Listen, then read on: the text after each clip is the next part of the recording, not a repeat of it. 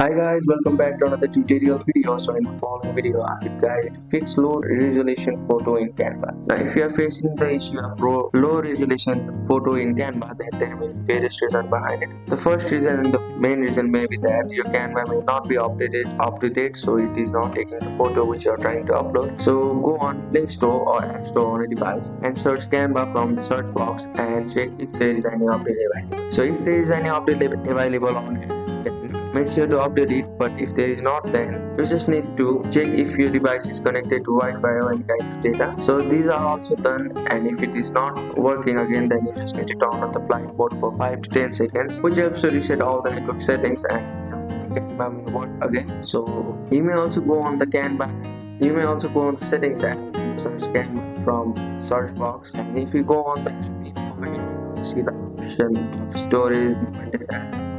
So if you click on the option of storage, here you will see the option of clear data or clear cache. So if you click on the option of clear cache, it helps to refresh all the app at once, and it will help you to fix the low resolution photo issue on Canva. So that's it. Thank you for watching the video. Please don't forget to like the video and subscribe to our channel. Thank you.